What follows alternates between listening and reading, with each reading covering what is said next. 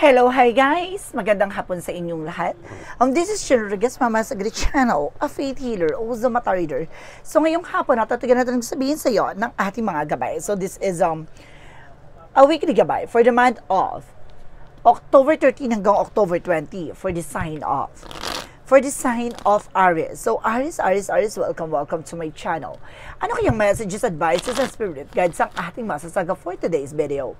Kanino kayang energy or kaganapan sa buhay ng mga Aries ang ating mahagilap? So guys, this reading is a general reading lamang. Hindi lahat makaka-resonate, kunin lamang po ang makaka-relate sa inyo. And comment down below kung kaninong energy ang ating nasagap. Please don't forget to like and subscribe my channel and hit notification bell for more videos update. And of course, maraming salamat po sa mga walang sawang pagsuporta sa aking channel, lalo-lalo na ang hindi nag-i-skip ng ads na way pagpalain kayo ng Diyos at may kapal. Siksik, liglig, nag-uumapaw, na biyayang manang sa inyo. So let's see guys, what is the messages advice sa iyo ng ating angel spirit for the sign of Aries. So let's see and watch this. Angel Spirit, guide, please give me information. Paano kayo sasabihin sa inyo ng ating mga baraha? Eto na, Angel Spirit, please give me information po. So this is something Empress card. Oh, revert. Magkakaroon ka daw ng bagong simula, no? And this is something, an information then, na maaaring magbigay sa iyo ng blessing. Ganon, may biyaya na maaaring ipagkaloob sa iyo. Itong biyaya na to ay maaaring panimula o magsisimula na. And this is something, the 8 of coins. So this is something focus, na being dedicated sa ginagawa mo. Ganon. Kumbaga maaaring madagdagan, no, ang iyong gagawin. Maaaring workcraft ka, no? Maaaring gumagawa ka, mananahi ka, maaaring kumbaga designer ka, ganon. Now, this is something Knight of Cups with an offer. There's a lot of offer coming in for you. This is the 4 of coin. Represent saving money. Now, protect your power, protect your energy. So, dapat alam mo sa sarili mo yung grounds mo, no? How to invest and how to spend your money wisely. Ganon. And kasi sinasabi dito with 6 of coin, this is something given, receiving something by the universe. Magtutuloy-tuloy na about sa finances. And kasi dito, nire-represent with the Queen of Swords, a bigger picture. Unti-unti mo na makikita yung posibilidad na maganap. Unti-unti mo na makita yung magiging kalalabasan. No? Kumbaga, malayo pa lang tanaw na tanaw mo na yung magiging outcome. So, let's see what is the Empress card. The Empress card represents the 2 of partnership. So, this is something lovers. Now, this is something combination with the lovers and unconditional love. So, ito yung bunga, no, ng inyong pag-ibig. Maaaring kumbaga, this is something fertility with a pagbubuntis. Maaaring magbuntis ng tao na to or maaaring magkaroon kayo ng anak. Or either this is something blessings that brings you a new partnership. So, let's see what is the 8 of coin. The 8 of coin represents the 7 of sword. This is something sneakiness, cheating, lying on you. Just be aware, guys, ha? Kumbaga, meron dito yung cheating na nangyayari. Maaring katrabaho to ng jowa mo or maaring katrabaho mo, no? Ang lumilin lang sa inyo. Makinig at makinamdam, no? May mga tao sa paligid mo sigurong nagsisinungaling at may mga tao sa paligid mo na maaaring kuhanan ka ng impormasyon, no? Para pag-usapan, no? So, let's see what is the Knight of Cups. Knight of Cups represents the Palace of Cups. Oh, that there's something happiness, an offer that brings you spontaneous happiness. Gana, kapag magiging maligaya at magiging masaya katong offer na to, it's an offer for a lifetime. This is something engagement, proposal, like that. So this is the 4 of coin. Represent the ease of cause for a new love. Wow, this is something a new love talaga na kailangan proteksyon at pangalagaan mo yung sarili mo. Diba? Kumbaga, kailangan alam mo yung sarili mo yung grounds mo. Hindi ka pwedeng, kumbaga, ikaw yung kikilos. Ikaw agad yung magtitake ng action. Diba? First move, hindi pwedeng gano'n. Kailangan hayaan mong, kumbaga, i-offer niya sa'yo lahat. Gano'n. Additional 6 of coin. Represent the 6 of wands. So this is something big to raise yours. Talaga ipapanalo mo tong eksena na to. Etong bagay na ipapanalo mo ay maaaring magtutuloy-tuloy din. Oh. The Queen of Swords represent what? The 2 of Swords. There's an indecision. May mga bagay dito na nahihirapan ka mag-decide. Nahihirapan kang Kumbaga, kung ano yung kailangan mong gawin, pero kailangan mo magdesisyon as soon as possible. Kumbaga, kailangan makita mo na kagad yung magiging posibilidad. Na parang nagkakaroon ka ng struggles dito that because of lot of negative thoughts. Na parang naguguluhan ka kasi parang ang dami mong iniisip. Parang ang daming pumapasok sa utak mo, no? Parang bulag ka pa sa mga pangyayari, parang ganun eh. And this is the Ace of Sword, no? Represent the Two of Cups because the Empress card, na parang mapagtatagumpayan mo to, no? About sa partnership. Wow. So let's see what is the Eight of Pentacles because the Seven of Swords. Represent dito with the Sun card. Ooh, this is something pure positive outcome, no? Kumbaga may paglalantad, may paglilinaw, no? May kumbaga paglabas ng katotohanan. At ang mga bagay na to ang magbibigay kasagutan sa matagal mo ng katanungan. Ganon. And because the Knight of Cups and because the Palace of Cups represent the King of Coin with the security. Maging secure at maging practical ka sa lahat ng gagawin mo. Even sa finances or there's something offer for resources, no? Kumbaga, marami mang offer dyan for a love life or finances. Sinasabi maging secure ka, no? So, let's see what is the Four of Pentacles because the Ace of Cups. So, this is the King of Cups. Oh, so this is something devoted and supportive person. Itong tao na to, talagang iba yung atake nito sa'yo, no? Maaaring kumbaga, hindi lang siya love affection eh. It's something for a lifetime purposes. Ganon. Kumbaga gusto niya mag-invest, no? ng lahat, no? Sa iyo. So this is the Six of Pentacles because the Six of Wands represent the Strength card by confidence. So kailangan kumbaga maging matapang kang harapin kung ano yung mga bagay na paparating. At this is the Eight of Swords, the Strength card. Nagre-represent the Strength card is something confident. Nakasama ang loob mo. Parang mapapaamo mo itong eksena nito this time. So, the Queen of Swords and because the Two of Swords represent the Eight of Swords. Ooh. Oh my God. So, this is something, a lot of negativities around you. My goodness. Kumbaga, kaya ka hindi ka nakapag-desisyon dahil maraming gumugulo talaga sa utak mo, no? Parang, baon ka ata dito sa problema, no? Maaaring pinagdadaanan mo may mga utang or obligasyon ka na nakapatong-patong, gano'n. Kumbaga, hindi mo alam kung paano mo makakaalis at makakalaya dito, but you need to do something, no? Let's see what is the additional messages. No, masyado ka rin siguro ditong naging parang abusado din, no, sa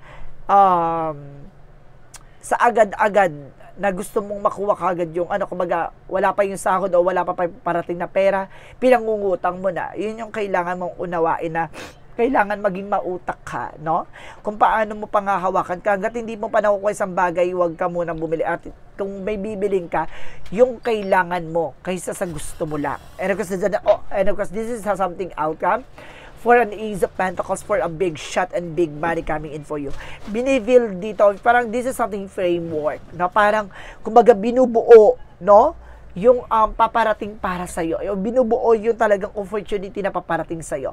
And the Ace of Coin represent the big shot and big money.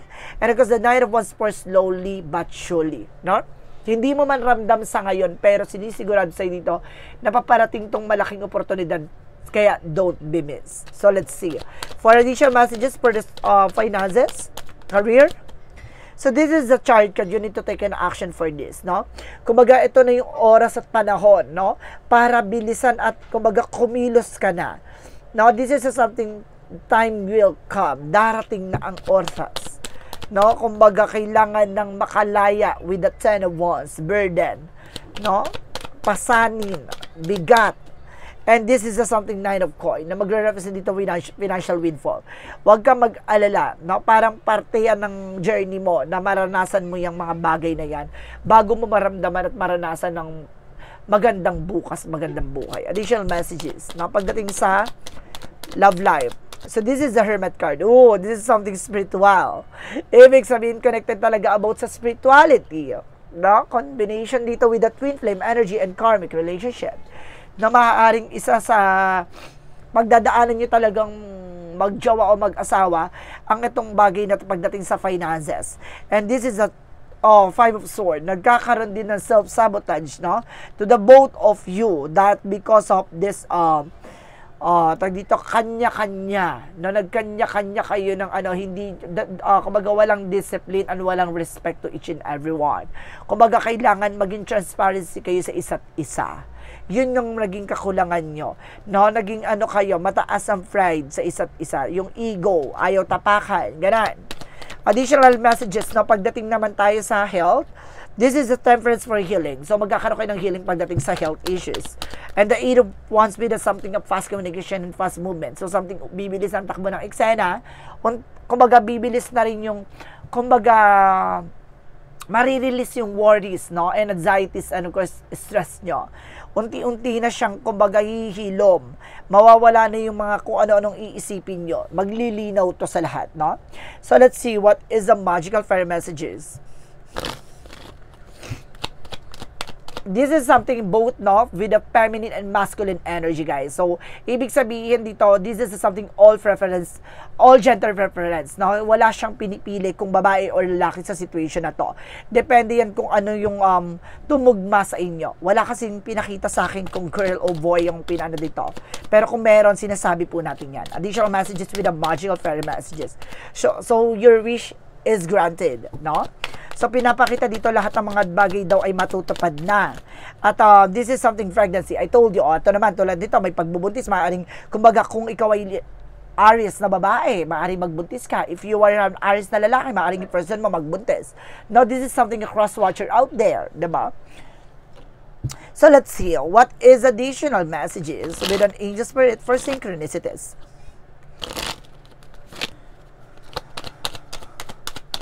So, synchronicities represent a night vision. No? Pinapatalas na ang iyong kaisipan dito or pag-iisip, no? Or pakiramdam. Nagkakaroon ka na ng mga pangitain. And this is something start for healing and wishes and miracle coming true. Na maaaring magtupad na ng mga pangarap mo or inaasama-sama mo. And there's something persistence. No? Kumbaga kailangan mo magtiyaga. No? Magpatuloy sa iyong ginagawa. And of course, let's see what is a yin and yang oracle card. For yin and yang oracle card, represent what? Self-love. Oh, kailangan mahalin mo yung sarili mo dito, ha? And this is something limitation, fear. Alisin mo yung takot at pangamba mo dito. Huwag mong limitahan ang sarili mo sa pagkilos dahil sa mga takot. And there's a lack and doubt. Alisin mo yung doubt mo. So, let's see what is additional messages for our Romance Angels for Mystic Love Oracle deck. And there's something social media. Oh, keeping the top. So, ibig sabihin ito, kumbaga mayroong kang tinitignan dito by social media. And this is something, a change and transition. Unti-unti na mababago pagdating sa relasyon. And this is of something family security. Magiging secure na rin ng family mo. And this is something ghosted. Mag-ingat kayo sa mga ghosting. Go, guys. No, may mga back and forth ditong eksena pagdating sa relationship. So, let's see what is Archangel Michael messages. Your home is protected by angels. Naprotektado naman ang tahanan niyo ng ating mga gabay. And, let go of fear now. Alisin ang takot at pangamba. And of course, Archangel Michael to help you in your situation, no? Kailangan mong humingi ng gabay sa ating Archangel Michael para makalis ka sa situation mo.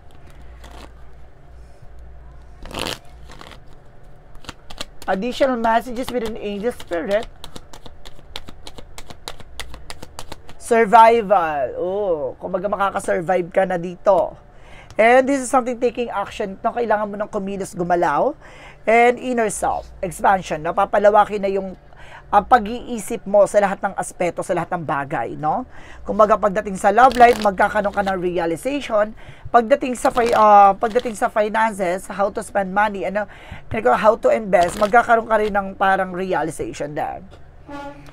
So let's see what is additional messages for this energy.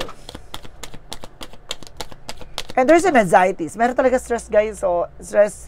And there's something contract. Oh, there's a signing contract, guys. Or there's something marriage contract or signing contract. At the same time, this is something door to romance. Nabukas ang pinto ang pagdating sa pag-ibig. For romance angels, represent what?